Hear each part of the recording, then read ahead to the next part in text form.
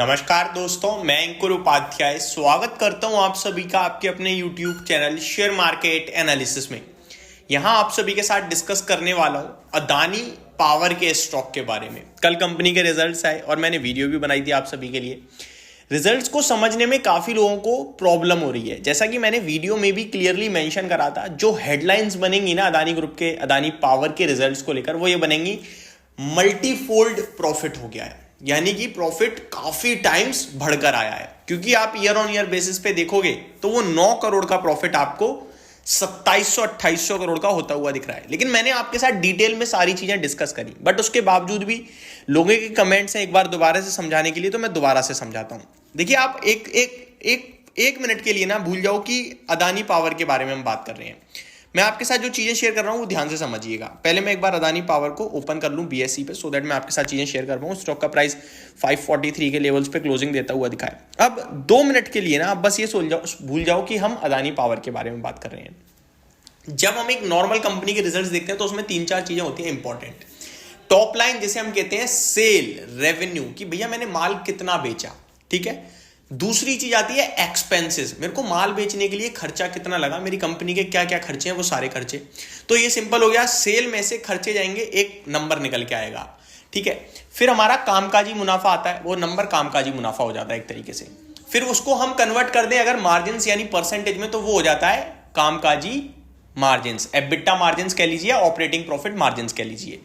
फिर हमारा एक अगला सेगमेंट आता है टैक्स का, वो टैक्स जाता है। इसमें एक और चीज होती है कंपनियों के पास कमाई की, उसको हम कहते हैं एक्सेप्शनल आइटम, जो 2 तरीके के होते हैं। एक नॉर्मल अदर इनकम में आता है, एक एक्सेप्शनल आइटम होता है। ये सेगमेंट एक ही होता है, अदर इनकम के रूप में लिखा आता है, जिसमें अगर आप प्लस पे क्लिक करेंगे तो उसमें 2 फॉर्मेट आते हैं, एक एक्सेप्शनल, एक नॉर्मल अदर इनकम। देखिए, नॉर्मल अदर इनकम जो है ना, ये हर क्वार्टर में एडजस्ट होती है, तो इसको तो हम हर क्वार्टर ऑन क्वार्टर बेसिस पे हर बार चेक करते हैं। लेकिन ये जो एक्सेप्शनल आइटम है ना, ये किसी किसी क्वार्टर में होती है। एक एग्जांपल से समझाना चाहता हूं। एक कंपनी है जिसने कोई प्लांट बेच दिया और उस पर पैसा आ गया। प्लांट अब हर क्वार्टर में तो बेचेगी नहीं कंपनी, ऑब्वियस है। तो वो जो प्रॉफिट पैसा आया ना, वो एक्सेप्शनल आइटम में चला जाएगा। उसको हम टोटल जो प्रॉफिट और लॉस होता है उससे हटाते हैं, एडजस्ट करके तब देखते हैं, ठीक है। उसको हम काउंट नहीं करते प्रॉफिट और लॉस में, वो एक्सेप्शनल होता है। इसी तरीके से अगर कंपनी का कोई एक एक्सेप्शनल घाटा आया है तो उसको हम प्रॉफिट और लॉस में से हटाएंगे, फिर देखेंगे। समझ गए आप? नॉर्मल अदर इनकम को इंक्लूड करते हैं। तो ये 5 चीजें होती हैं मेन, जो हम रिजल्ट्स में देखते हैं। अब मैं अगर अदानी ग्रुप के केस में देखूं तो साल दर साल अगर मैं चाहूंगा तो 9 करोड़ का प्रॉफिट बढ़कर मेरा हो गया है 2738 करोड़ का। ये फैक्ट है। सेल्स भी वहां से डबल हो गई है, ऑलमोस्ट डबल तो नहीं हुई है, लेकिन 50-60% का जंप है। लेकिन क्वार्टर ऑन क्वार्टर बेसिस पे क्या हुआ है वो ध्यान दीजिए, वो खराब हुआ है। कैसे हुआ है वो मैं बताऊंगा। दूसरी बड़ी बात, क्वार्टर ऑन क्वार्टर बेसिस पे शेयर का प्राइस यहां से यहां चला गया है, लेकिन आपके नंबर्स यहां से यहां आए हैं, तो ये थोड़ा सा अलग राह में जा रहा है। तो क्या ये खराब नंबर है? डेफिनेटली ये नंबर खराब है क्वार्टर ऑन क्वार्टर बेस पे। लेकिन शेयर की अर्निंग इतनी ज्यादा बढ़ रही है ना, अब आप देखो ना, साल दर साल तो देखनी पड़ेगी ना, अर्निंग तो कहीं ना कहीं देखेंगे ही हम, टोटल वो बहुत बढ़ गई है।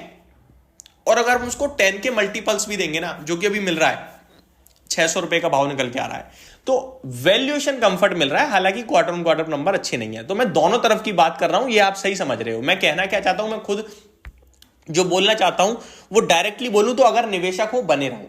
लेकिन अगर आप कह रहे हो कि क्वार्टर ऑन क्वार्टर नंबर अच्छे हैं या रिजल्ट अच्छे हैं, तो वो आप गलत कह रहे हो। एक आपका थॉट प्रोसेस में सेट कर रहा हूं, नंबर अच्छे नहीं है लेकिन शेयर में बने रहना है। उसके पीछे का रीजन है कि ओवरऑल अर्निंग्स बढ़कर आ रही हैं, पिछली साल से मुकाबले बहुत हैवी है। अब अगली साल इसी तरीके से ग्रोथ आई तो ये शेयर कैंडिडेट है जो बहुत बड़ी अर्निंग्स दिखा दे, यानी बहुत बड़ा पोर्टफोलियो बना दे आपका शेयर, यहां से और बहुत तेजी दिखा दे। जरूर मतलब पॉसिबल है ये पूरा, ठीक है जी। अब मैं रिजल्ट बताता हूं। देखो, अगर आप सेल देखोगे तो वो quarter on quarter exactly same है, 12,991 करोड़ की। अगर आप खर्चे देखोगे, वो खर्चे बढ़कर आए हैं। पिछले क्वार्टर में 7,800 करोड़ के खर्चे थे, इस बार 8,300 करोड़ के हैं। 500 करोड़ तो खर्चे बढ़ गए। ऑपरेटिंग प्रॉफिट देखोगे तो वो ऑलमोस्ट 500 करोड़ से कम हो गया। क्यों कम हो गया? क्योंकि आपके खर्चे बढ़ गए इस बार 500 करोड़ के, तो प्रॉफिट अपने आप कम हो जाएगा कामकाजी लेवल पे।